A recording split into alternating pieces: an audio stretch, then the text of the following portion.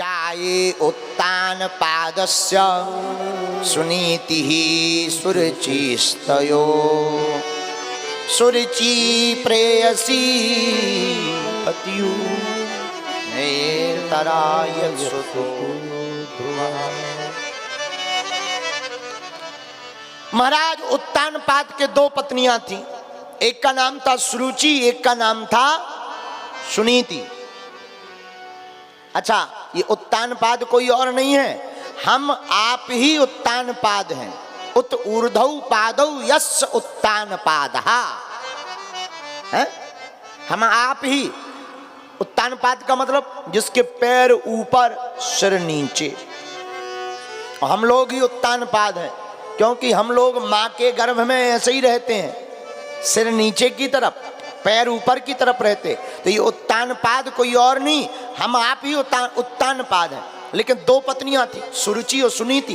तो हम लोगों की भी दो बुद्धि होती है, एक शास्त्र बुद्धि, एक मन मुताबिक बुद्धि। जो अपने मन का करे वो सुरुचि, लेकिन जो शास्त्र गुरु की आज्ञा की बात मान करके काम करे वो है सुनीति। आहा, दो पत्नियां, राजा छोटी पत्नी से बड़ा प्रेम करता था, सुरुचि से। और अक्सर भैया अपने मन का हर व्यक्ति काम करना चाहता है, अपने मन की बात करना चाहता, अपने मन का काम करना चाहता है। लेकिन सुनीति के एक पुत्र था जिसका नाम महाराज ध्रुव था। बोलो ध्रुव जी महाराज की। आहा, एक दिन ध्रुव जी खेलते खेलते पिता के भवन में आ गए। पिता के भवन में पिता की गद्दी पर बैठ गए। सौतेली माँ ने देखा ये सौतेली का बेटा है और राजा की गद्दी पर बैठा है, इस पर अधिकार तो हमारे बेटे का होना चाहिए। सोई हाथ पकड़ के नीचे फेंक दिया। इधर आ बेटा, इस गद्दी पे बैठने के अधिकारी तुम नहीं हो, तुम सौतेली के बेटा हो, हमारी सौतन के बेटा हो। बेटा तुम्हें बड़ा शौक है गद्दी पर बैठने का, तो सुनो, भगवान की प्रार्थना करो, भगवान की तपस्या करो। भगवान जब प्रसन्न हो जाए और वरदान मांगने को कहें तो कहना, हे भगवान हमको हमारी सौतेली माँ सुरुचि की कोख से जन्म दे दो। यहां पर सुरुचि जी ने, सुरुचि देवी ने अपनी कोख को भगवान के वरदान से भी बड़ा बता दिया। यही मूर्खता है। बोलो सीताराम, जोर से बोलो। बेचारे ध्रुव जी आंखों में आंसू भर के रोने लगे।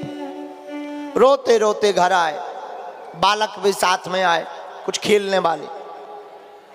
मां ने रोता हुआ देखा, सुनीति ने, क्या हुआ बेटा? कुछ कहना चाह रहे थे लेकिन गला भर आया, आंखें डबडब करके रोने लगी, आंसू बहने लगे। तो जो मित्र थे उन्होंने पूरी बात बताई। अब ध्रुव जी की मां ने समझाया, बेटा तुम्हारी मां कितनी समझदार है, जो बात हम नहीं बता पाए वो तुम्हारी मां ने बता दिया। मां आप हमारी सौतेली मां को इतना अच्छा बता रही हो। हाँ बेटा। सुनीति कहती, बेटा देख तुम्हारी सौतेली मां ने क्या कहा कि तुम भगवान की तपस्या कर। ये तो मैं भी नहीं कह पाई। मां ये भगवान कहाँ रहते हैं? तो सुनीति मां कहती है, ध्रुव जी की मां कहती है, हरि व्यापको सर्वत्र समाना प्रेम ते प्रगट ओहि मैं जाना। बेटा भगवान तो हर जगह रहते हैं, लेकिन अगर एकांत में भगवान का भजन करो तो भगवान जल्दी प्रसन्न होते हैं। अच्छा मां, भगवान कहाँ मिलेंगे? सब जगह हैं, वो तो प्रेम से प्रकट होते हैं। अच्छा मां, फिर क्या? माता जी की आज्ञा लेकर के ध्रुव जी वन की ओर चलने लगे। माता जी की ली आज्ञा, चल पड़े वन की ओर। धन्य है ध्रुव जी की माता जी।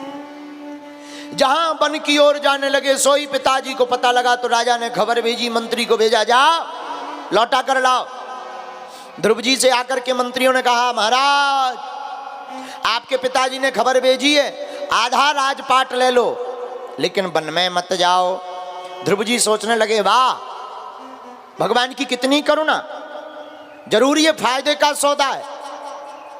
अभी चले भी नहीं, पहुंचे भी नहीं और आधा राजपाट मिल रहा, अगर हम परमात्मा को पा जाएंगे तो क्या क्या नहीं मिलेगा।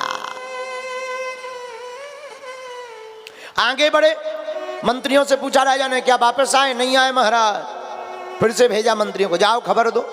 आहा, मंत्री आए, ध्रुव जी महाराज आपके पिताजी ने कहा पूरा राजपाट ले लो, लेकिन वापस लौट आओ। नहीं लौटे, वन में चले गए। और वन में जैसे ही ध्रुव जी पहुंचे तो रास्ते में ही नारद जी महाराज का मिलना हो गया। और देखो, गुरु का मिलना बहुत आवश्यक है। गुरु बिन होए न ज्ञान। महाराज एक सूत्र सुन लो, मां महात्मा प्लस परमात्मा।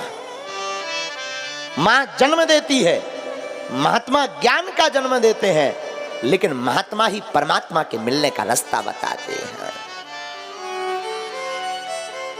गुरु का होना आवश्यक है। गुरु बिन होए ना ज्ञान।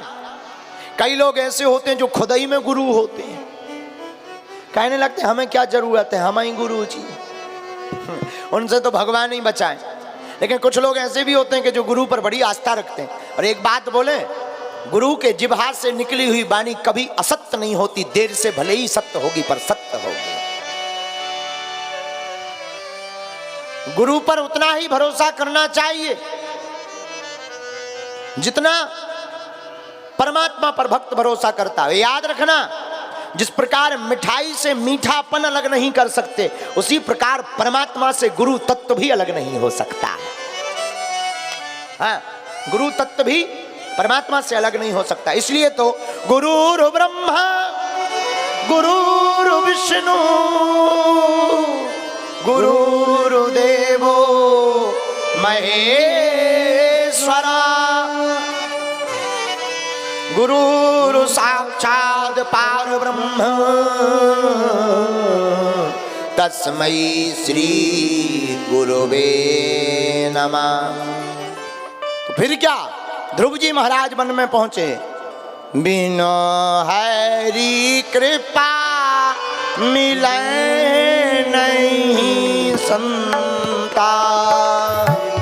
हरि कृपा मिले नहीं संता।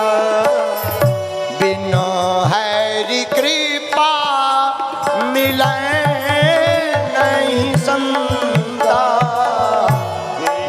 हरि कृपा मिले नहीं संता। श्री राम जय राम जय जय राम। श्री राम जय राम जय जय राम। नारद जी बोले, बेटा ध्रुव कहाँ जा रहे हो? भजन करने जा रहे हैं। किसका? भगवान का। अच्छा, अच्छी बात। बेटा वन में बड़े बड़े सिंह रहते, बड़े बड़े जानवर रहते, खा जाएंगे। नारद जी देखना चाह रहे, कच्चा चेला है कि पक्का चेला। क्योंकि कई लोग कुछ देर के लिए महात्मा बनते हैं। घर में भाई खटपट, सो चलो गुरुजी के मटपट। गुरुजी ने काटी चोटी, सो मांग खा बेटा रोटी। कुछ ऐसे भी महात्मा होते हैं। तो नारद जी देखना चाह रहे, अच्छे महात्मा है या कच्चे महात्मा। बेटा वन में तो बड़े बड़े जानवर रहते हैं, हिंसक जानवर रहते हैं, खा जाएंगे, मार डालेंगे। आहा, ध्रुव जी कहते हैं महाराज आपने ये तो बता दिया कि वन में बड़े बड़े जानवर रहते हैं, खा जाएंगे, मार डालेंगे, पर ये नहीं बताया अगर वन में खाने वाले जीव भी रहते हैं तो बचाने वाले परमात्मा भी तो रहते हैं। केवल खाने वाले ही क्यों, बचाने वाले राम जी भी तो रहते हैं। वाह, बहुत अच्छा है बेटा, बहुत अच्छा है, बहुत तेज है तुम्हारे चेहरे पर। भगवान का भजन करो, करना चाहिए। जाओ मथुरा में जाकर के यमुना के किनारे तुम भगवान नाम का जाप करो, हम तुमको मंत्र दे देते हैं। कान में नारद जी ने मंत्र दे दिया, आहा तत्तात गच्छ भद्रम ते, तुरंत परम पावन मोक्षदायिनी मथुरापुरी में जाकर के यमुना जी में स्नान करके गुरु आज्ञा को स्वीकार करके ध्रुव जी महाराज चल पड़े। स्नान करके मधुबन में बैठ गए। और अब अगर भक्ति करना सीखना है, तपस्या करना सीखना है, तो ध्रुव जी के प्रसंग को सुनो। आहा, ध्रुव जी ने डायरेक्ट माला पकड़ के ध्यान नहीं लगाया है। नियम देखना जरा। त्रात्रांते त्रात्रांते कपित्थ बदरासन। पहले महीने में ध्रुव जी ने नियम लिया 3 दिन में 1 दिन फलाहार करेंगे और 3 दिन तक बिल्कुल निराहार। 1 माह तक ये नियम चला। अब दूसरा महीना लगा। दूसरे महीने में तपस्या को थोड़ा कठोर कर दिया। द्वितीयम चा तथा मासम षष्ठे षष्ठेर्भुको दिने। दूसरे महीने में थोड़ा कठोर कर दिया। तब 6 दिन में 1 बार। बोले क्या? तृण पर्णादिभिः, या तो वृक्षों के पत्ते खा रहे, या दूबा या घास 6 दिन में 1 बार खाते हैं। बाकी दूसरा महीना ऐसे ही निकाल दिया। अब तीसरा महीना लगा तो तीसरे महीने में थोड़ा सा और कठोर तपस्या कर दी। 9 में आहनी। अब 9 दिन में 1 बार। बोले क्या? बोले कुछ भी नहीं, अब पत्ता भी नहीं खा रहे, केवल यमुना जी का जल मात्र पीते हैं, घास पत्ते भी छोड़ दिए। 9 दिन में 1 बार यमुना जी का जल पान करके ध्रुव जी महाराज खड़े हैं, भगवान का भजन कर रहे।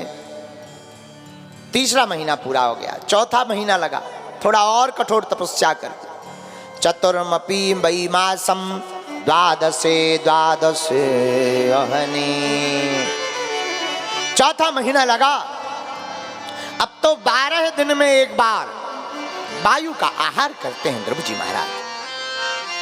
केवल वायु को 1 बार लेते, श्वास को ली और छोड़ दी।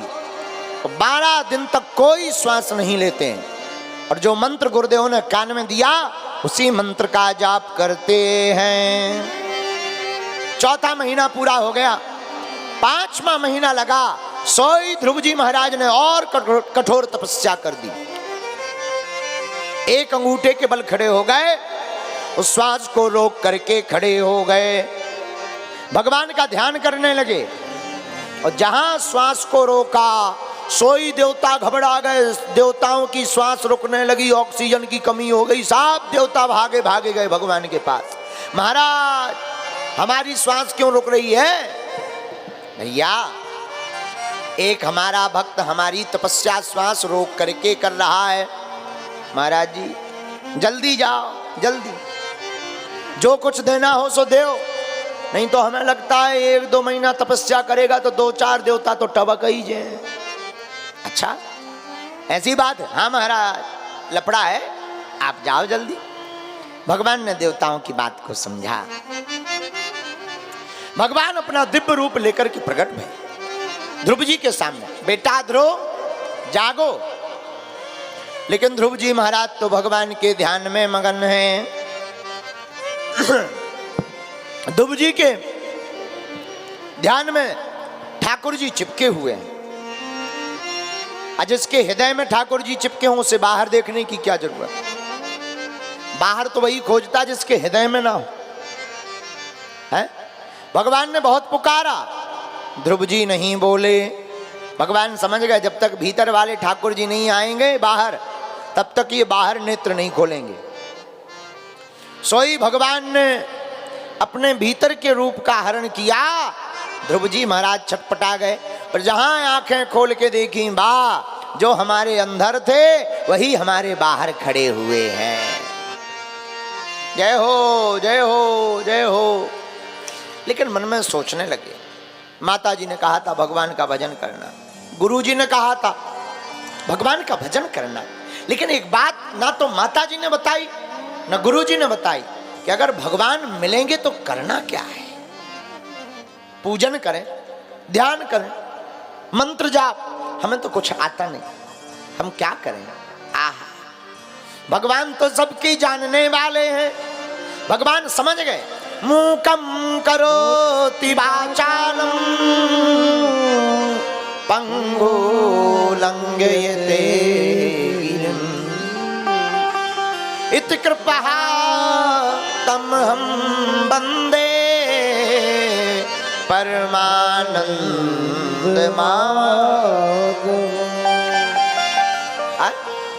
भगवान की कृपा, भगवान की कृपा का ऐसा प्रभाव है कि मूक व्यक्ति भी बोलने लगता है। श्लोक का अर्थ कहता है मूकम करोति वाचालम। क्या भगवान वाचाल बनाते हैं? नहीं, भगवान वाचाल नहीं बनाते।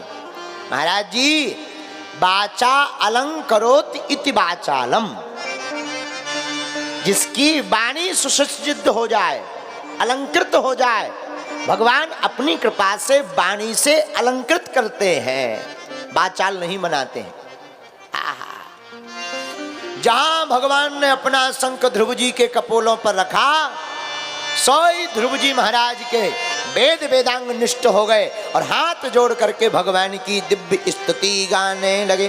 बोलो वृंदावन बिहारी लाल की जय। भगवान बोले कुछ मांगो। ध्रुव जी बोले अब मांगने वाला ही मिल गया, अब क्या मांगे हैं? देने वाला ही मिल गया, अब क्या मांगे। बात बहुत अच्छी है। हम लोग भगवान से क्या मांगते?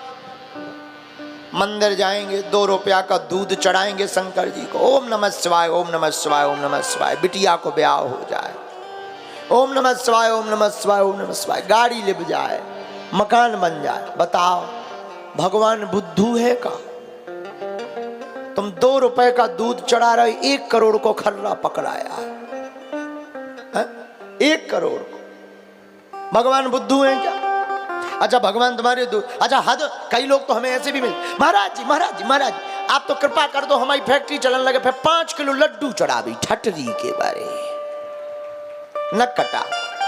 भगवान तुम्हारे लड्डू के भूखे, पहले भी तुम्हारी फैक्ट्री चढ़ाए, फिर तुम लड्डू चढ़ाओ। अच्छा भगवान ही भर पागल हैं क्या? भाव की बात है। लेकिन हम एक बात कहें, कभी तुम्हें मौका मांगने का मिले तो भगवान से वस्तुएं मत मांगना, भगवान से मांगना ही है तो भगवान से भगवान को मांग लेना, दाता को मांग लेना। जो देने वाला है उसी को मांग लिया तो फिर जिंदगी में कभी तुम्हें मांगने की जरूरत नहीं, भगवान तुम्हारे हो जाएंगे, तुम भगवान के हो जाओगे, तो फिर संसार में जो कुछ है वो तुम्हारा हो जाएगा।